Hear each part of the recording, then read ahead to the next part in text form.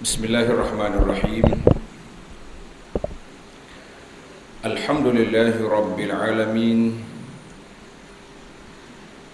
Alhamdulillahi alladhi anzala ala abdihi alkitab wa lam yaj'al lahu 'iwaja. Ashhadu an la ilaha illallah wahdahu la sharika lah. Wa ashhadu anna Muhammadan 'abduhu wa rasuluh. Allahumma salli wa sallim wa barik ala abdika wa rasulika Muhammad wa ala alihi wa sahbihi wa man sar ala nahjihi wa ihtada bihadihi wa istanna bisunnati ila yaumiddin, amma ba'du. Yang dihormati Al-Fadhil Tuan Imam, ahli yang terkuasa masjid, muslimin dan muslimat, para jemaah sekalian, Assalamualaikum warahmatullahi wabarakatuh. Alhamdulillah, syukur kita kepada Allah Azza wa Jalla kerana pada hari ini 1 hari bulan Oktober 2022 bersama dengan 4 hari bulan Rabiul Awal 1444, kita dapat mengadakan satu majlis ilmu untuk membincangkan tentang hikmah, fadilat dan kedudukan surah Al-Fatihah. Di mana surah Al-Fatihah ini surah yang besar kelebihan dia, yang diletakkan sebagai kategori surah yang terbaik dalam Al-Quran, sebagaimana hadis yang diriwayat oleh Imam Bukhari daripada Abi Sa'id bin Al-Mu'alla. Tulis nama dia, Abu Sa'id bin Al-Mu'alla radhiyallahu anhu. Satu hari Nabi sallallahu alaihi wasallam bagi tahu kepada dia, ya Abu Sa'id, la u'allimannaka suratan, aku akan ajak kepada kamu satu surah, hiya a'zamus suwar fil Quran, surah yang paling agung dalam Quran. Qabla an takhruja minal masjid, sebelum keluar masjid ni aku nak ajar satu surah. Jangan lupa lah, maknanya kena ingat, ini janji Nabi sallallahu alaihi wasallam kepada Abu Sa'id Al-Mu'alla. Jadi dekat nak keluar masjid, Nabi kita pegang tangan Abu Sa'id. Nah, ini Nabi ni gaya dia bersahabat, dia tunjukkan kemesraan. Biarlah pegang tangan sahabat, dan Nabi nyatakan kalau sahabat yang dia sayangi, dia nak ajar satu-satu perkara ibadat bacaan, Nabi ajar. Nabi sebut macam dalam ni, dalam Abu Sa'id Mu'allan, aku nak ajar kepada kamu satu surah yang paling agung dalam Quran. Jadi Abu Sa'id ni duk ingat ni, kita kalau orang janji apa-apa, kita akan ingat. Nah, oi, ustaz nak bagi benda ni, nak bagi ijazah, kau bagi apa-apa, semangat lalu kita ni. Kita ni bagi terima ijazah, minat, benar tak? Tapi bahagian nak buat amal, nantilah. Ya, biar boleh ijazah dulu. Buat amal tu pasti kemudian. Sahabat ni bila nak dekat nak keluar, Abu Sa'id tanya, ya Rasulullah, qultu lahu alam taqul. Tadi Rasulullah cakap, Rasulullah nak ajar kepada saya satu surah yang paling agung dalam Quran. Surah apa itu? Qala an-nabiy sallallahu alaihi wasallam, Nabi baca surah Al-Fatihah, alhamdulillahi rabbil alamin. Itulah dia panggil surah yang paling agung dalam Quran. Jadi para jemaah sekalian, kita kena sebut dua perkara, beza di antara ayat yang paling besar dengan surah. Dia beza. Kadang-kadang kita keliru, yang mana satu lebih hebat di antara Al-Fatihah dengan ayat kursi? Mana lebih hebat? Mana lebih besar dia punya fadilat? Jawabnya Al-Fatihah surah, ayat kursi ayat. Tak belaga dua tu. Hak ni surah, hak ni satu ayat. Satu lagi kisah daripada Imam Muslim meriwayatkan daripada Ubay bin Ka'ab. Nama sahabat ni tulis Ubay bin Ka'ab, seorang tokoh ulama dalam bidang Quran. Ubay ni masyhur alim dia dalam bidang Al-Quran. Jadi bidang Al-Quran dia hebat. Apa dia? Ubay bin Ka'ab. Gelaran dia Abul Munzir. Abul Munzir. Jadi Nabi tanya, ya Abul Munzir, wahai Abul Munzir, atadri, mu tahukah ayyu ayatin min kitabillahi ma'aka a'zam? Kamu tahukah manakah ayat yang paling hebat dalam Quran, yang paling agung, ayat dalam agung? Qala qultu Allah wa rasuluhu a'lam. Allah Ta'ala dengan Rasulnya yang sangat mengetahui. Kemudian qala ya Abul Munzir, wahai Abul Munzir, sekali lagi Nabi tanya dia, apakah ayat yang paling besar dalam Quran yang kamu tahu? Dia pun jawab, Allahu la ilaha illa wal hayyul qayyum, ayatul kursi. Qala fadaraba fi sadri, Nabi kita tepuk dada aku. Wa qala wallahi liyahnikal ilma Abul Munzir, dia kata semoga Allah SWT beri kepada kamu tahniah, kepada kamu, anugerahkan kepada kamu ilmu, wahai Abul Munzir. Maka di sini kita boleh faham para jemaah sekalian, apa yang kita boleh faham? Dua perkara. Surah yang paling besar Al-Fatihah, ayat yang paling agung Ayatul Kursi. Jadi malam ni kita akan fokuskan kepada satu je, iaitu kita akan fokus kepada surah Al-Fatihah. Masa kita pun setakat tu je cukupnya. Ayat kursi lain pula. Ayat kursi kita kira lain kali. Ataupun tuan-tuan tengok dalam rakaman kita yang sudah ada tu, alhamdulillah. Baik, bila kita sebut surah ada lagi beberapa kelebihan tentang Al-Fatihah ini yang disebut dalam hadis Nabi sallallahu alaihi wasallam. Hadis-hadis ni, satu lagi hadis yang diriwayatkan oleh Imam Tirmizi daripada Ubay bin Ka'ab, bahawa Nabi sallallahu alaihi wasallam bersabda, wallazi nafsi biyadihi, Nabi kita bersumpah, demi jiwaku di tangan Allah, tidak diturunkan dalam Taurat dan tidak diturunkan dalam Injil, tidak diturunkan dalam Az-Zabur dan juga dalam Quran ini seumpama dia. Wa innaha sab'un minal masani wal Qur'an azim, iaitulah 7 ayat yang diulang-ulang, iaitulah Al-Quran yang maha agung yang diberi kepada aku. Mana Nabi kata surah Al-Fatihah ni dalam Quran yang paling baik, tak ada dalam Taurat, dalam Injil dan juga dalam Zabur.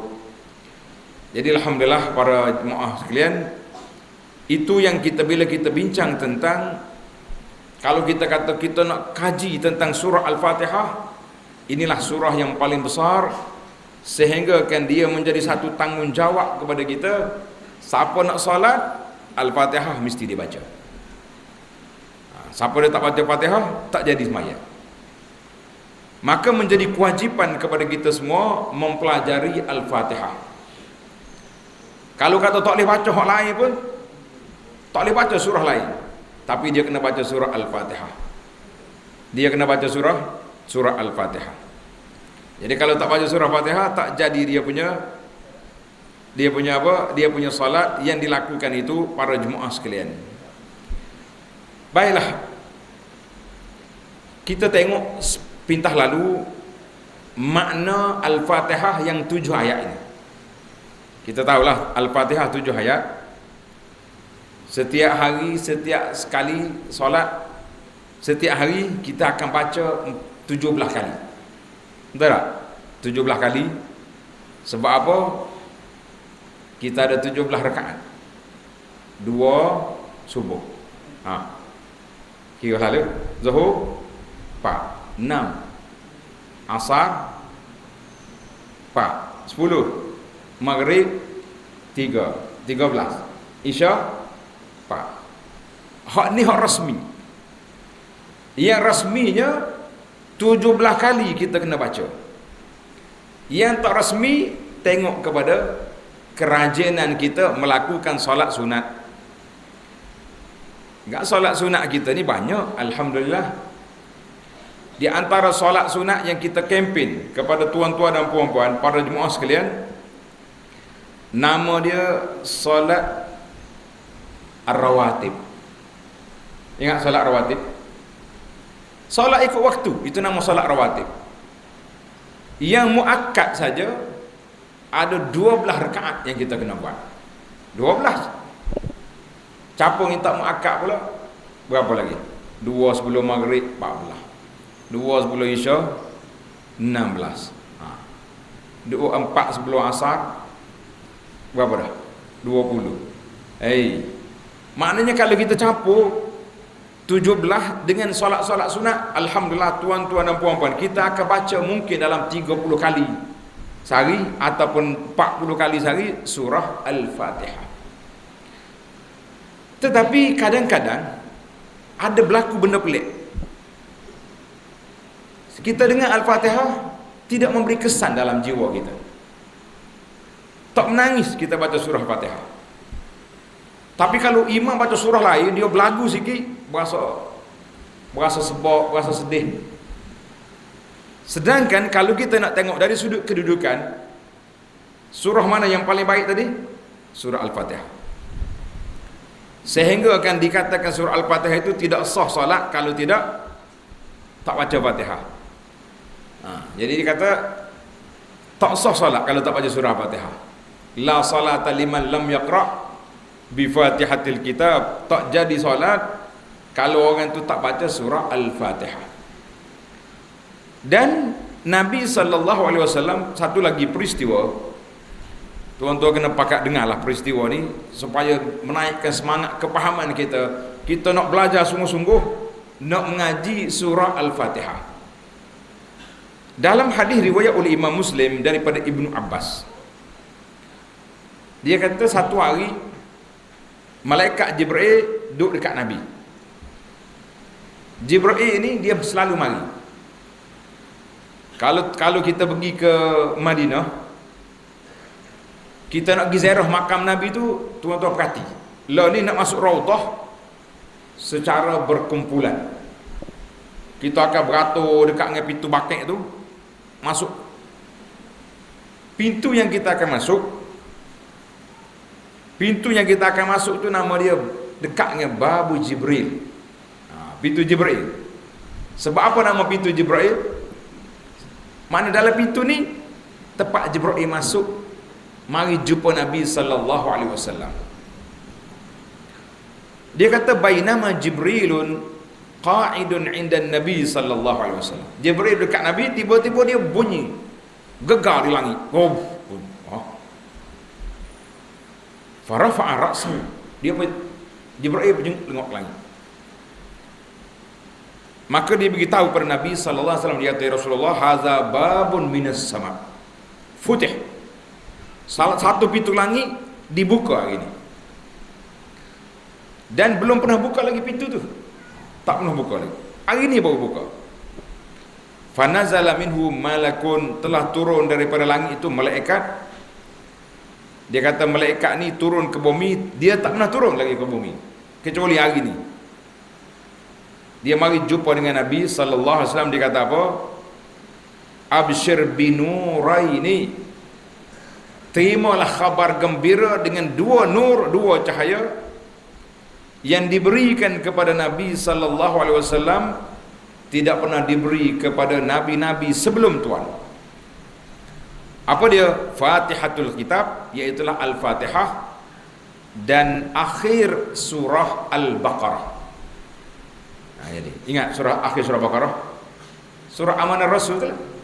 Amanar Rasul lima unzila ilaihi min rabbi, sampai akhir surah Baqarah yang kita baca pada waktu pagi, kita baca pada waktu petang. Dia kata dua ni tidak diberi para nabi-nabi yang dahulu padamu. Maka itu dia katakan dua surah yang begitu besar. Tapi kenapa waktu kita baca macam kesan dalam jiwa kita tidak menakar, tidak rasa satu kemanisan, sebab kita tidak memahami apa yang diperintahkan oleh Allah Azza wa Jalla. InsyaAllah dalam waktu yang ringkas yang ada ni, kita coba mengembara, kita akan bedah operate dia punya surah Al-Fatihah. Dalam dia kita cari rahsia dan hikmah kenapa surah ini dipilih menjadi bacaan dalam salat. Muslimin dan muslimat para jemaah sekalian, semua bacaan dalam salat yang kita baca ada sebab.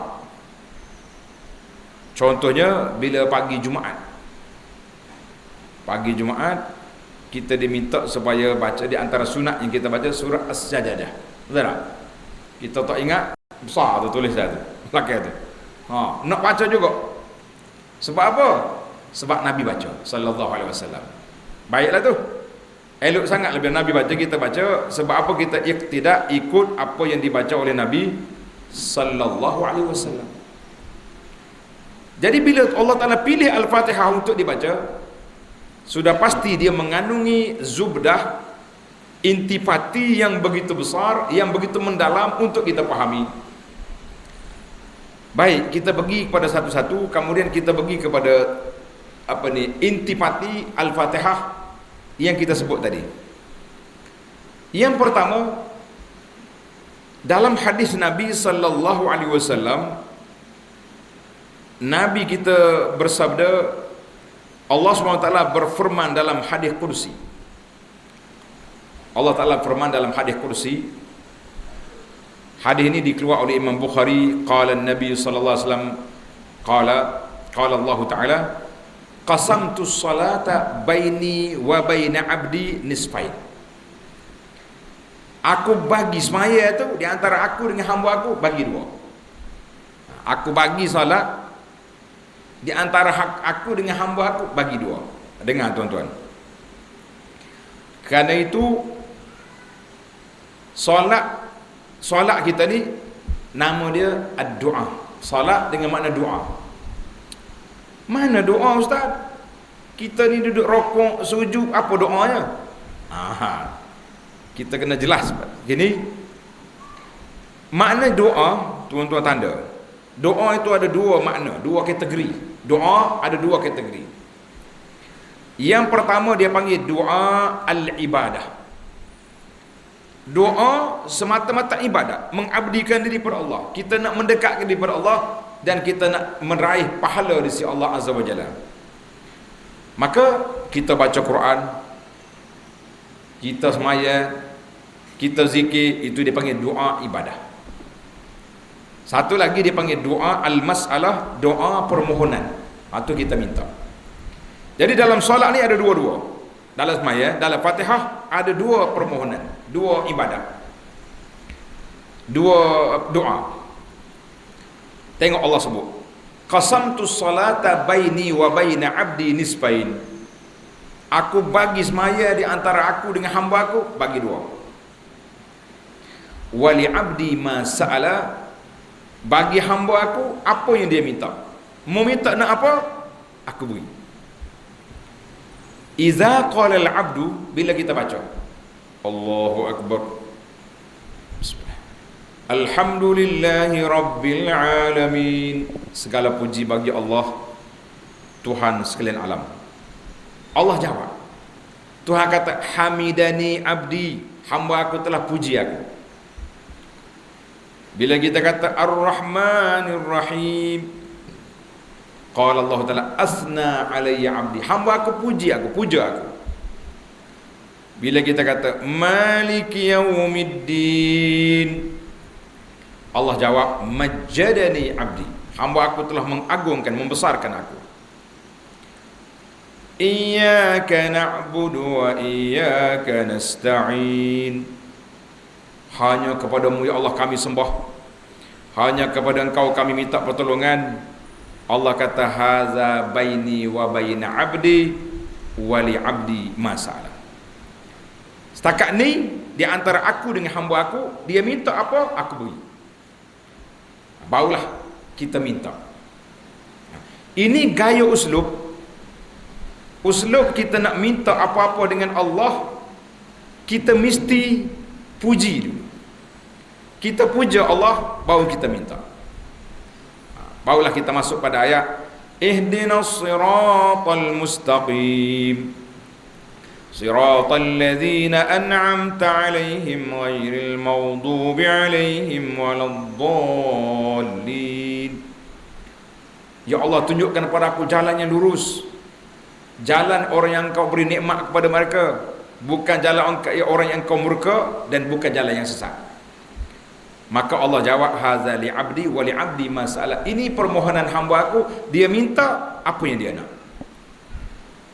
Jadi para jemaah sekalian, apabila kita solat ketika ini, waktu ni lah waktu kita kena menjiwai, merasai bahawa kita sedang puji Allah. Kita sedang puji Allah, kita sedang puja Allah, kita sedang mengagungkan Allah. Kemudian bila sampai pada ihdinas siratal mustaqim, kita kena merasai, menjiwai bahawa kita sekarang sedang memohon sesuatu dengan Allah Azza wa Jalla.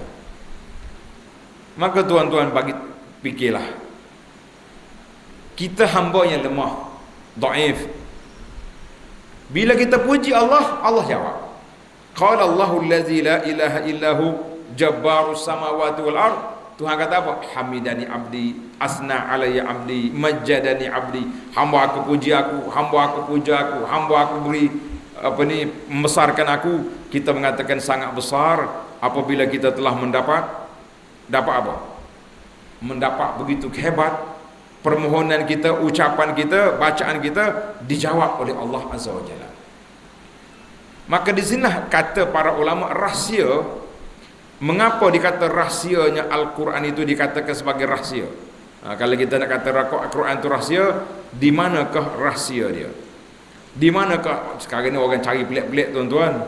Dia kata dalam Quran 114 surah terkumpul dalam Al-Fatihah. Daripada Al-Fatihah duduk dalam ba dia tak banyak.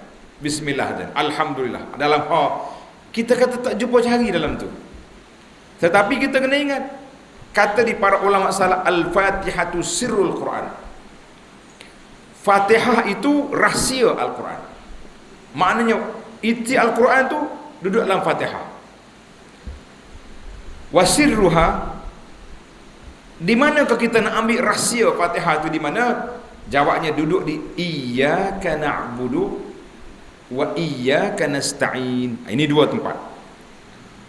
Sebab waktu kita puji Allah. Waktu kita puja Allah. Tapi waktu kita buat pengakuan, ini panggil pengakuan.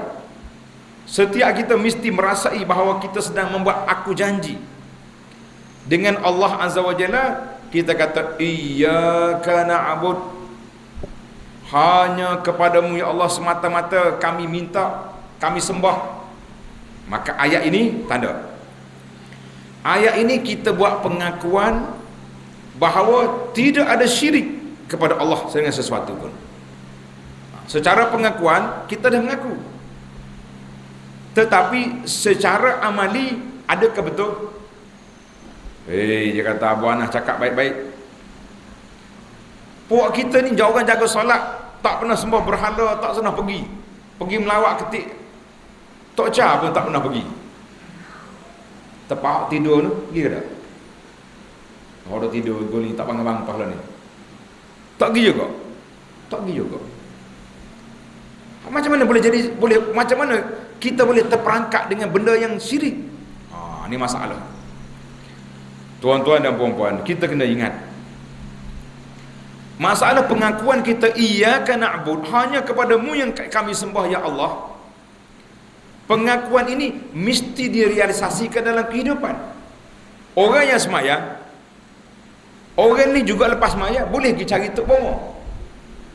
Aku ni berasa tak sedap Apa tak sedap tu? Macam ada orang kacau, orang buat dia mari perasaan kamu. Sudah sembahyang, pergi singgah tok bomo mata tanya siapa dia buat. Ada kata ada orang lagu ni? Dengan kain kan orang Kelantan kata, dengan kain telekung lagi pergi rumah tok bomo pasal nak tanya siapa buat dia sakit kepala, padahal dia tak cukup tidur. Balik makan Panadol, insya-Allah hilang. Tapi percaya, sedangkan Nabi SAW telah beri amaran man ata'arrafan au kahinan. Siapa dia pergi tanya tukang tilik, tukar-tukar hok mengaku dia ni tahu benda gaib, pergi tanya saja. Saya tanya saja ya, bukan nak mengaku pun. Tak percaya, tapi tanya. Pergi tanya buat apa kalau tak percaya? Nabi kata apa? Lam tuqbalahu salatun arba'ina yawman. Pergi tanya saja, tidak diterima solat 40 hari. Tu baru tanya. Oh, lepas tu baru mau berasa molek. Dia kata orang hok buatmu ni, hok tangga dia beradak dengan mu tu. Oh, sudah. Betul lah, rumah kita beradak 5 tangga. Hok mana satu buat aku? Nabi kata fasaddaqahu. Kalau dia percaya, faqad kafara bima unzila ala Muhammadin sallallahu alaihi wasallam. Orang ini telah kufur dengan Quran yang diturun kepada Nabi sallallahu alaihi wasallam. Sebab Al-Quran beritahu dah, la ya'lamul ghaiba illallah. Tak ada siapa tahu benda gaib kecuali Allah. Tiba-tiba kita kata tak mau boleh tahu. Ini bahaya.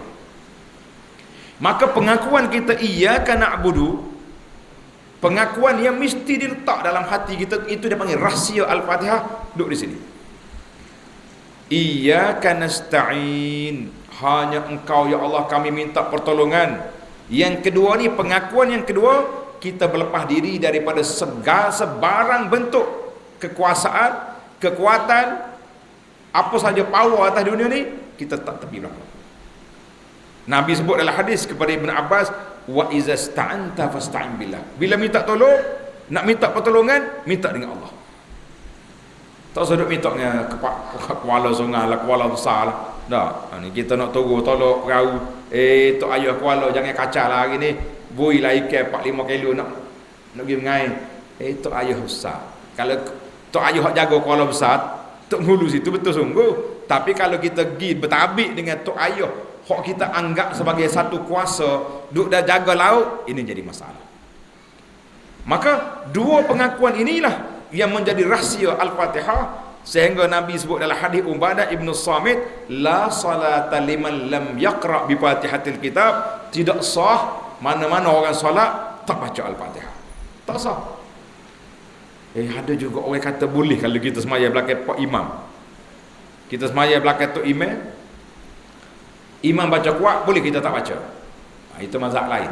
Ada sebahagian mazhab Islam ni, mazhab Hanafi, dia kata kalau imam baca jahar, boleh kita pakai dengar saja. Berdasarkan ayat Quran. Iza quri'al Qur'anu fastami'u. Bila orang baca Quran, mu dengar, jangan duk baca juga. Itu dia takwil ayat. Tapi kalau main relax tak baca, tak. Baiklah para jemaah sekalian. Maka itu dia panggil, kalau kita nak cari rahsia Al-Fatihah duduk di mana? Jawab duduk di iyyaka na'budu wa iyyaka nasta'in. Jumpa dah kita. Jumpa dah di mana duduk? Ini tempat yang kita nak letak, bahawa iyyaka na'budu wa iyyaka nasta'in. Rahsia dia. Baik para jemaah sekalian, sebelum kita simpul rahsia, sudah pasti kita nak bedah daripada awal. Bermula ayat yang pertama kita kata alhamdulillahi rabbil alamin.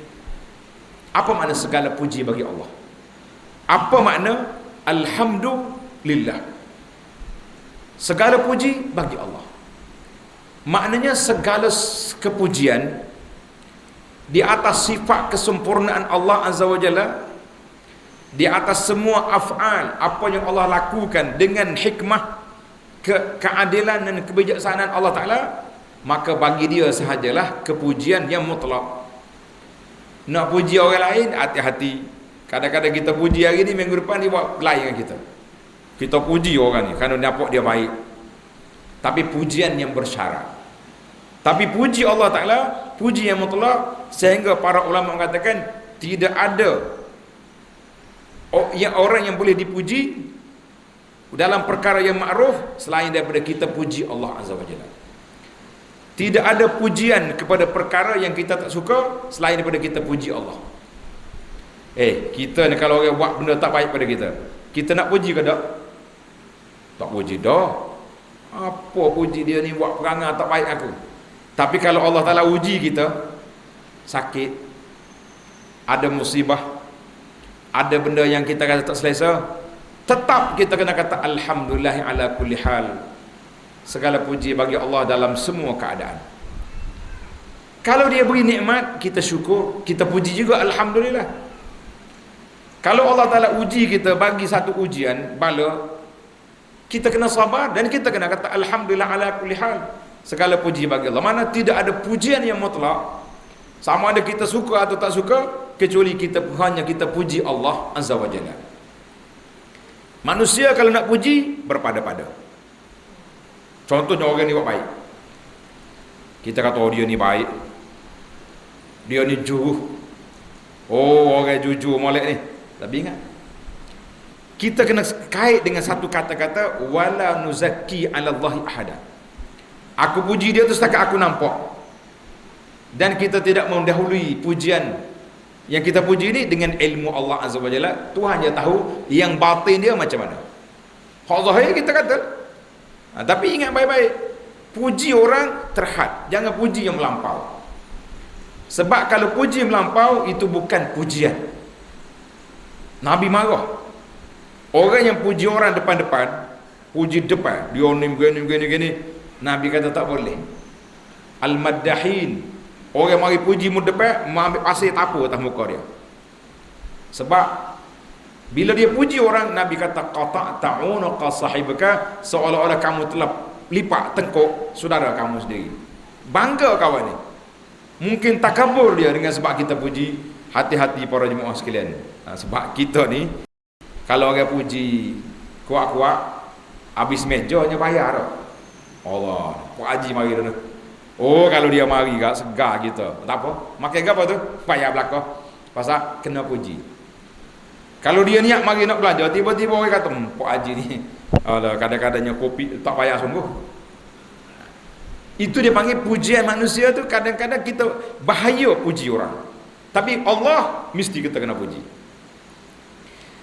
Yang kedua, Rabbil Alamin. Allah Ta'ala tu pemilik bagi alam ini. Pemilik bagi alam.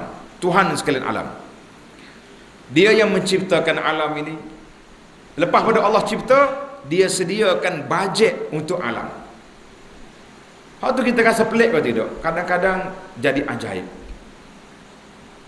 Ulat dalam batu ada makanan. Burung atas pokok ada makanan. Ni ada orang ambil gambar, ada benda hak buta tu duduk atas pokok. Burung pergi ambil makanan, pergi suap dalam mulut dia. Kita kata Masya Allah. Sebab itulah Allah Ta'ala sebut, wa ma min dabbatin fil ardi illa 'ala Allahi rizquha. Tidak ada binatang hayawan yang melata berjalan atas muka bumi ini kecuali Allah yang beri rezeki kepada dia. Jadi kita tahulah Rabbul Alamin, Tuhan yang menciptakan alam.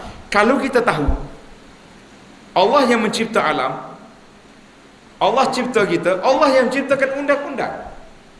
Ni masalah kita ini, bila main undang-undang Allah, lemah semangat selalu. Yo kau nak buat hudud ni. Tak boleh.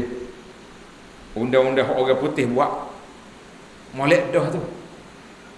Kenapa kita tak percaya? Kita tahu Allah Ta'ala dengan penuh kebijaksanaan.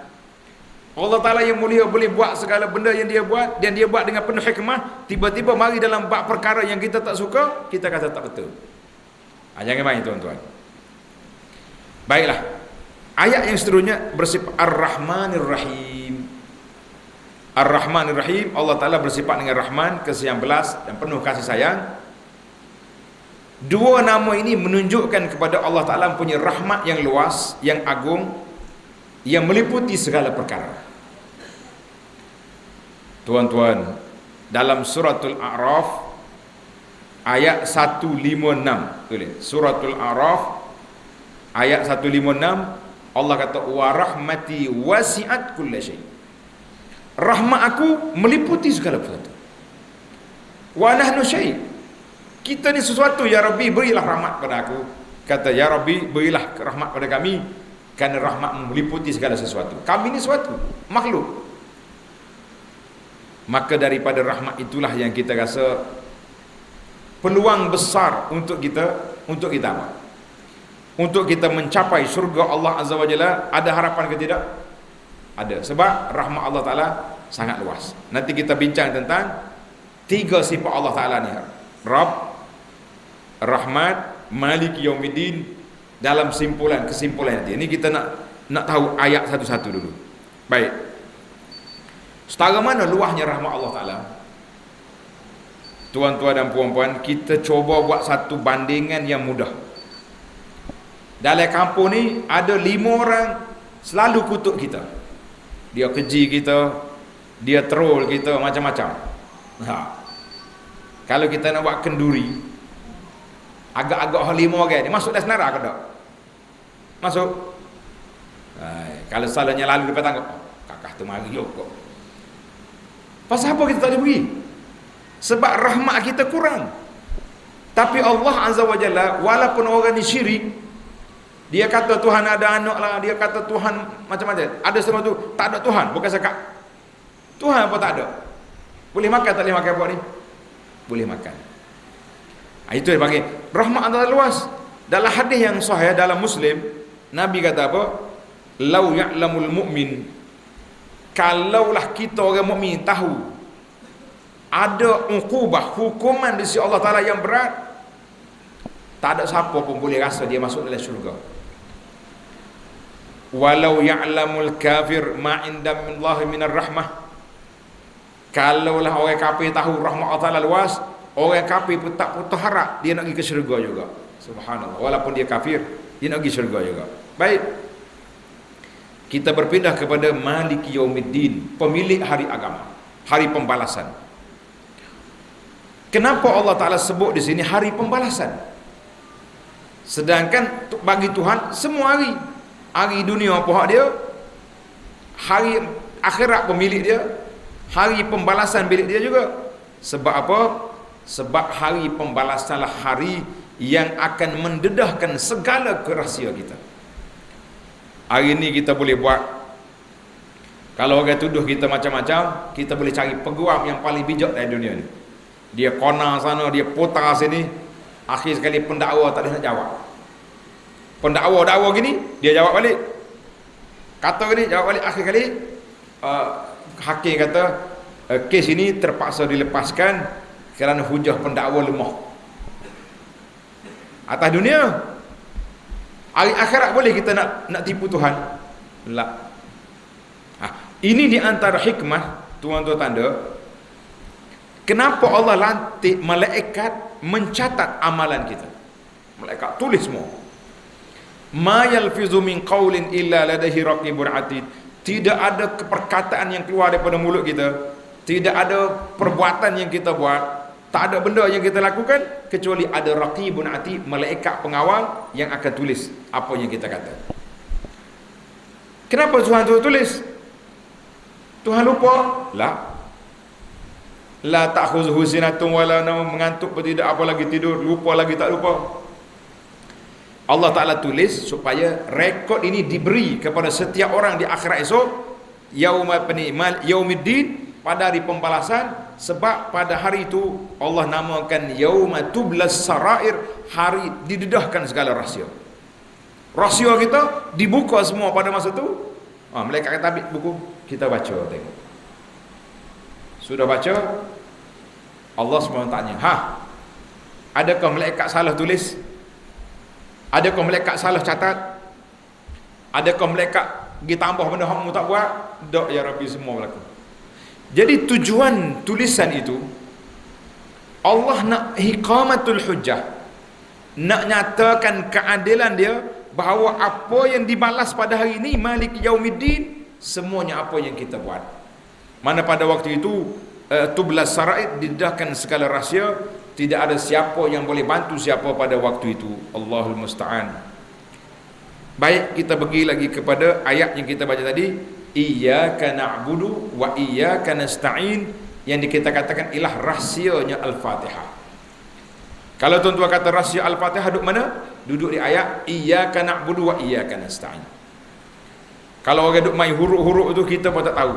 Duduk dalam ba bismillah ke, duduk dalam ha kalimah Allah ke, kita kata apa makna dia?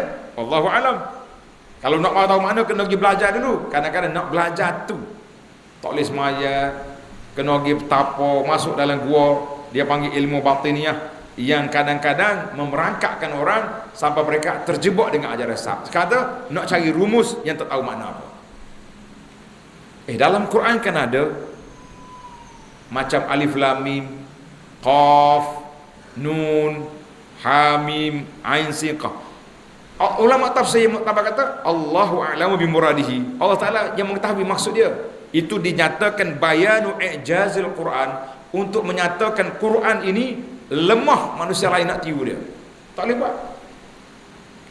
Maka dalam kita kata iyyaka na'budu wa iyyaka nasta'in, itulah rahsia. Sebab apa? Kita nampak makna yang sebenar yang dikehendaki oleh Allah Azza wa Jalla, menafikan sebarang sembahan yang lain, dan kita juga menafikan hanya Allah Ta'ala yang maha berkuasa. Bila kita pergi pada ihdinas siratal mustaqim, ya Allah berilah kepada kami jalan yang lurus. Sebab apa kita minta jalan yang lurus? Maka dia panggil sirat satu je. Jalan Allah satu. Lalu dia kata ihdinas sirata. Allah Ta'ala sebut dalam ayat Quran lain, wa anna hadza sirati mustaqiman. Jalan aku satu. Jalan mana? Jalan Quran. Jalan yang dibawa oleh Nabi sallallahu alaihi wasallam, itu dia panggil sirati. Wala tattabi'us subula, mu jangan ikut jalan-jalan yang lain. Jalan syaitan banyak. Jalan Allah satu. Jadi dalam doa kita minta sesuatu. Ihdinas siratal mustaqim, tunjukkan kami jalan yang lurus. Maka kita minta ihdina, minta petunjuk. Minta petunjuk dengan Allah Azza wa Jalla. Apa dia kita minta petunjuk? Itu dia panggil hidayatut taufiq. Hidayah at-taufiq. Jadi para pelajar kena tanda, apa nama hidayah taufik? Hidayah ni ada dua. Satu dia panggil hidayatul irsyad. Ini kerja Nabi. Nabi SAW, para sahabat, imam-imam yang besar, para pendakwah, semua kerja dia irsyad. Dakwah, hidayah, irsyad. Mana kita bimbing orang, kita ajak orang buat baik, ajak suruh semaya, ajak suruh zakat, suruh juruh, semua itu dipanggil hidayah. Tetapi hidayah yang kita minta di sini, nama dia hidayatul taufik. Hidayah Allah buka hati kita nak terima kebaikan yang dibawa, yang ada dalam Quran, yang ada dalam hadis Nabi sallallahu alaihi wasallam. Itulah hidayah yang paling tinggi. Tapi nak dapat hak ni kena lalu tu. Nak dapat taufik kena lalu irsyad. Aku tak mengaji pun tak apa, boleh mikrofon pakai, boleh ilmu selalu lah. Itu dia panggil ilmu mengaku. Nah, mengaku boleh, tapi benda semati tidak berlaku. Jadi kita kena bagi tahu bahawa kita kena belajar sirat, satu jalan. Maka Allah Ta'ala ajar kepada kita 17 kali satu hari satu malam yang rasmi. Kita minta ihdinas siratal mustaqim. Ihdinas siratal mustaqim, jalan yang lurus, jalan yang benar. Kemudian detail Allah ajar kepada kita, ghairil maghdubi alaihim, bukan jalan orang yang engkau murkai. Siapa dia kau orang yang dimurkai oleh Allah? Ulama kata Yahudi. Kita pun duk mikir, oh Yahudi. Lepas tu kita tak kena kau. Waladhdallin, dan bukan jalan orang yang sesat. Siapa dia orang sesat? Nasara. Jadi ayat Quran ni Yahudi dengan Nasara. Kita tak kena. La. Maka dikata di para ulama, semua orang yang ada ilmu yang tidak beramal dengan ilmu dia, maka itu dia panggil orang yang dhalin, al-maghdub, orang yang dimurkai oleh Allah. Orang yang dimurkai oleh Allah, ketua dia Yahudi, dan semua orang yang ada ilmu tak belajar, tidak beramal, itu dia panggil orang yang dimurkai oleh Allah Azza wa Jalla. Habis ad-dhalun, orang yang sesat pula siapa? Orang yang sesat Nasara. Habis kita lah jawab dianya, orang yang beramal tanpa ilmu. Itu gaya Nasara. Nasara ni dia reka ibadat, ibtada'uha, Allah Ta'ala tak suruh, dia buat sendiri. Jadi kita ni para jemaah, dalam perkara ibadat tak boleh kita reka sendiri. Kalau kita reka, kita masuk dalam kumpulan yang sesat. Sebab kita buat satu ibadat tanpa ilmu yang disyariatkan oleh Allah Azza wa Jalla. Maka dua sifat ni kita minta jauh.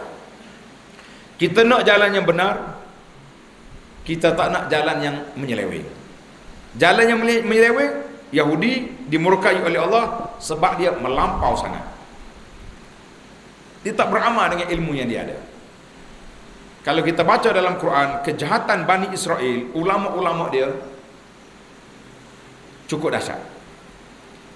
Nasara pula, yang sesat pula, beramal tanpa ilmu. Jadi kita tak mau dua-dua. Maka para jemaah sekalian, bila kita nak jalan yang siratal mustaqim, kita kena belajar, beramal. Ada ilmu, beramal. Belajar tak beramal, maghdubi alaihim. Tak ada ilmu, beramal, dhalin. Jadi dua kumpulan yang cukup berbahaya. Dua-duanya tak boleh kita ikuti. Kemudian di akhir tamatnya Al-Fatihah, tamat dah Fatihah, tapi kita kena baca amin. Tuan-tuan kena ingat, amin tu bukan dalam Fatihah. Waladdallin ghairil maghdubi alaihim waladdallin. Amin itu sambut doa. Sebab apa amin sambut doa? Sebab amin tu makna dia Allahumma stajib, ya Allah perkenankan permohonan kami. Apa makna amin? Allahumma fastajib, ya Allah perkenankan permohonan kami, itu makna amin. Bila ada orang doa tidak kita amin, Allahumma ighfir lana, amin. Allahumma rzuqna, sebab ya Allah perkenankan doa kami, itu makna amin. Jadi bila kita minta tadi ihdinas siratal mustaqim sampai waladdallin, kita berkata amin. Makna ya Allah perkenankan doa kami, jadilah kami ini orang-orang yang baik, jadilah kami ini orang yang jujur, jadilah kami ini orang yang dengar kata, jadilah kami ini orang yang mengikut apa yang diperintahkan oleh Allah Azza wa Jalla. Jadi cara baca amin, kata Nabi sallallahu alaihi wasallam, siapa dia amin sekali dengan imam. Ingat baik, ni kadang-kadang kita langgar SOP ni. Tu imam duk tarik nafas, kita waladdallin, amin dah. Nah, waladdallin, dia tarik nafas saja. Makmum belakang amin, itu langgar SOP nama dia. Ni zaman kita ni zaman SOP saja ni. Sebab apa? Dalam hadis Nabi sallallahu alaihi wasallam, Nabi kata dalam hadis Bukhari Muslim, "Idza ammanal imamu fa aminu." Bila imam kata amin, kamu kata amin. Fa innahu man wafaqa ta'minuhu, siapa dia bertepatan dengan amin dia, sekali dengan amin malaikat, ghufira lahu ma taqaddama min dhanbihi, diampunkan dosa-dosa dia yang lepas. Jadi hadis ni kena ingat. Kita jangan langgar imam. Jangan orang panggil potong kiu, jangan. Imam berhenti nanti dulu, amin baru kita amin. Jadi itu kena perhati. Setengah ni tak tahulah orang tua ke, biasa budak-budak orang nakal. Nah, kita imam duk tarik nafas depan, dia amin belakang derah tu. Amin banyak dah. Cara baca amin ada dua. Imam Nawawi sebut dalam kitab Al-Majmu', satu dengan mad. Amin. Waladdallin. Amin. Boleh. Ataupun kita bil qasri, amin, boleh. Waladdallin, amin, boleh. Ada juga bacaan amin bis yushaddidul mim. Jadi kata di para dalam kitab ni kata wa man fa'ala zalika faqad akhta, itu salah. Sebab amin bagaimana qasidin, orang yang nak pergi satu tempat, niat. Adalah. Maka kita kata amin dengan mana Allahumma fastajib, ya Allah perkenankanlah doa kami. Maka di sinilah para ulama mengatakan bahawa Quran tu balik kepada Fatihah. Fatihah isi dia duduk mana? Duduk di iyyaka na'budu wa iyyaka nasta'in. Semua dia duduk di situ. Iyyaka na'budu wa iyyaka nasta'in. Maka lengkaplah perbincangan kita dalam sudut akidahnya bila kita bermula dengan alhamdulillahi rabbil alamin. Kita puji Allah Ta'ala. Alhamdulillah. Pujian itu pada Allah, tak boleh puji orang lain. Tak boleh puji. Boleh puji setakat yang diizinkan oleh Allah Azza wa Jalla. Tapi lebih-lebih tak boleh. Maka ini dia kita panggil dalam sudut tauhid, dia panggil al-uluhiyah. Dari sudut ketuhanan, inilah alhamdulillahi rabbil alamin. Bila kita pergi kepada alhamdulillahi rabbil alamin, rabbil alamin, Tuhan pemilik alam.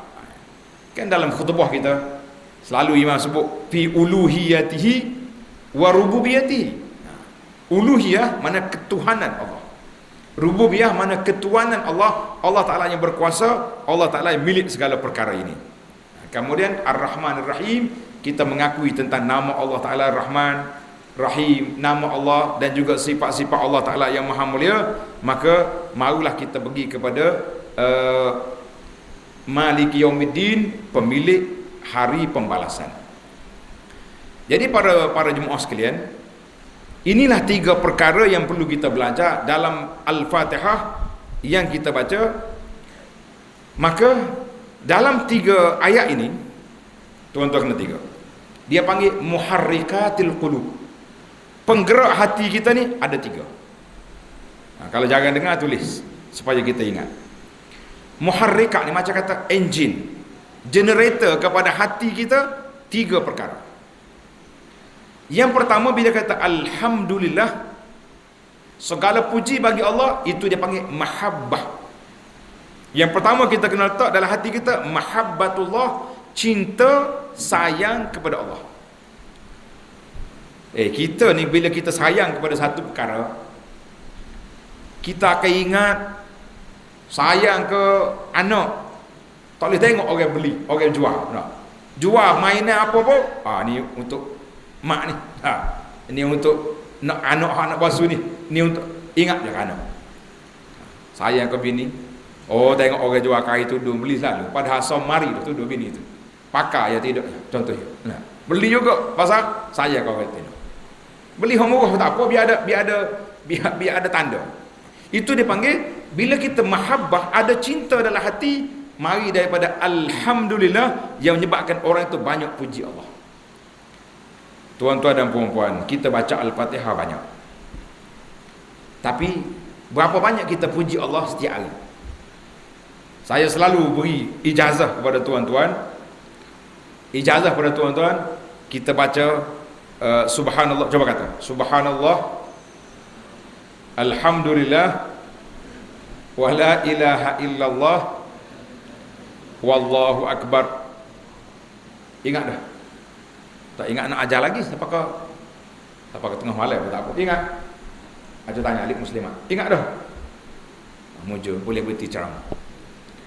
Hak tak ingatnya berapa?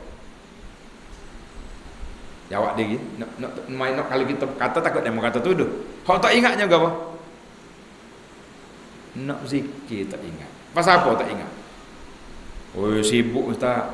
Sibuk setara mana? Sibuk tak sibuk kita apa? Hari ni dia kau makan pagi tadi. Makan tengah hari. Makan petang. Ingat makan. Sibuk ke tak sibuk? Pasal apa boleh ingat makan tak ingat Tuhan? Muharrikat. Generator tu, penggerak hati tu, mahabbah tu, tengok dia punya kuat tak kuat. Orang yang muharrik dia, engine dia turbo kuat, orang ni lidah dia basah sebut Allah. Subhanallah, alhamdulillah, wala ilaha illallah, Allahu akbar. Projek mega mampu milik 12 rakaat tak pernah tinggal. Satu. Bila kita pergi kepada Ar-Rahman Ar-Rahim, ini dia panggil isyarat kepada sifat Ar-Raja, mengharapkan rahmat Allah Ta'ala. Kita ni kalau kita tengok ke amalan kita, tengok ke perangai kita, agak-agaknya ada harapan ke tidak kita nak pergi syurga? Berasa aku ni tak apa nak sapa ke syurga, nak perangai lagi ni. Tapi bila kita tengok baca Ar-Rahman Ar-Rahim, Allah Ta'ala yang maha rahmat, yang kesian belah pada hamba dia, ada harapan kita tidak nak pergi syurga? Ada. Sebab Allah Ta'ala bersifat, itu dia panggil sifat Ar-Raja.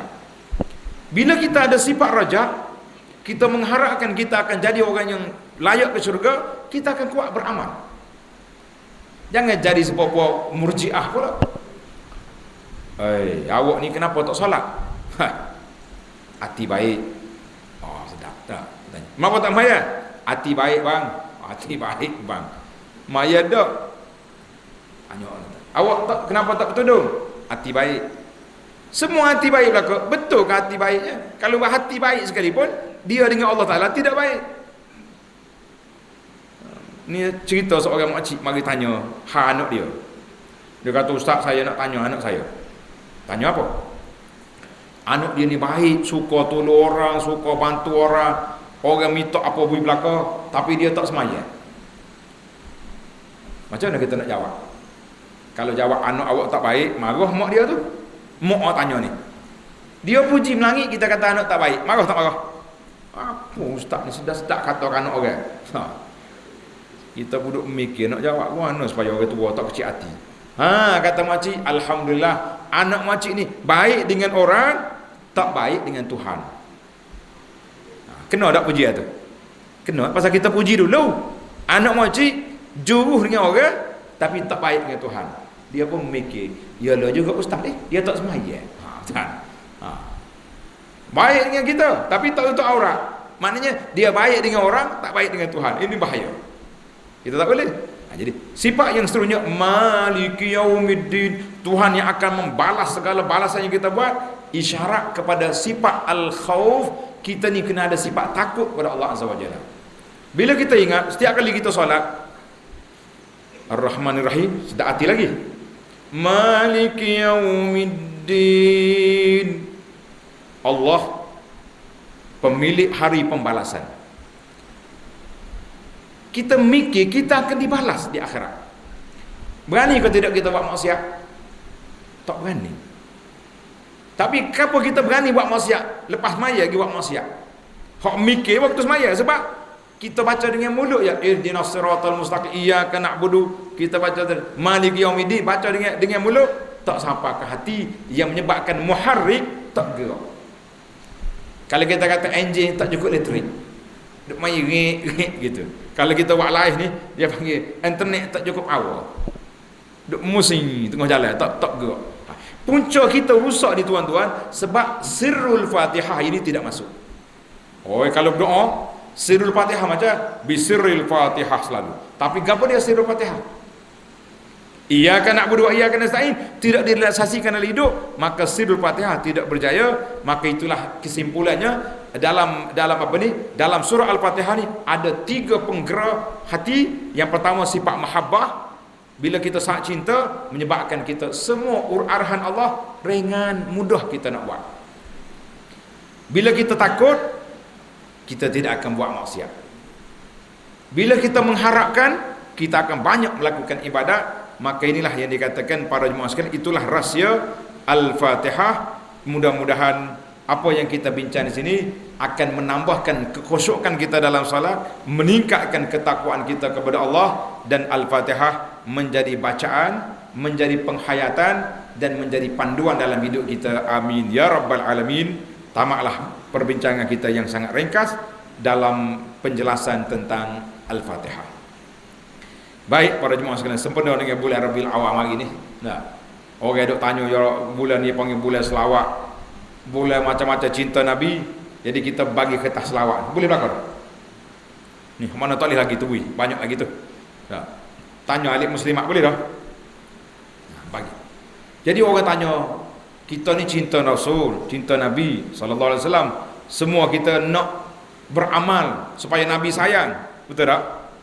Di antaranya hak Nabi minta dengan kita selawat. Nabi tak minta so kita baca tu bagi benda ni macam-macam orang ni. Pergi Mekah, ustaz boleh saya nak buat umrah ke Nabi? Kita kata Nabi suruh kau buat umrah dia? Tak suruh. Tak suruh dia buat. Buat kita sudah, kita tak cukup. Pergi umrah baru sekali. Mungkin 2 kali baru pergi. Nak pergi umrah kau kan nak pula dia tu. Macam dia tu banyak kaya benar ada pahala. Hak Nabi suruhnya apa dia? Selawat. Lagi ikut hak dia wajar. Beramal dengan apa yang ditinggalkan. Itu hak Nabi suruh. Jadi dalam kertas ni para jemaah, ana kumpul ada 8 riwayat selawat yang sahih yang kita boleh baca. Setiap hari Khamis malam Jumaat sampai ke petang Jumaat kita baca 100 kali ke 200, ikut kekuatan muharrik. Makin kuat kita punya generator, makin kuat kita baca. Makin sayang kita ke Nabi, makin banyak kita selawat sallallahu alaihi wasallam. Saya tunggu boleh makluk kat ustaz. Tak. Kalau ada jamu derah selalu selawat. Kalau tak jamu slow, tak apa jadilah. Kita nak selawat setiap masa, lebih-lebih lagi pada malam Jumaat dan hari Jumaat. Tuan-tuan kena ingat, bila mari yang malam Jumaat, kita pakat peringat sama kita. Ingat Jumaat, ingat selawat. Allahumma salli ala Muhammadin. Nak selawat hak mana? Ni hak ni mudah. Sebab apa mudah? Sebab hak ni dia ditanya oleh beberapa orang sahabat radhiyallahu anhu, dia kata Rasulullah, kaifa nusalli? Macam mana kita nak selawat? Nabi pun ajar. Mudah ke payah? Mudah. Oh, kalau baca selawat hak pelik-pelik tu, kita pun tak reti. Nah, agak orang baca kita nanti hangguk ya. Lah, baca hak mudah. Selawat Ibrahimi yang kita baca dalam solat, itulah selawat yang paling baik, yang paling utama untuk kita mendekatkan diri kita kepada Allah dan kita mendapat meraih syafaat Nabi sallallahu alaihi wasallam. Subhanakallahumma wa bihamdika asyhadu an la ilaha illa anta astaghfiruka wa atubu ilaik. Wa sallallahu ala nabiyyina Muhammadin wa ala alihi wa sahbihi ajma'in. Walhamdulillahi rabbil alamin. Wassalamualaikum warahmatullahi wabarakatuh.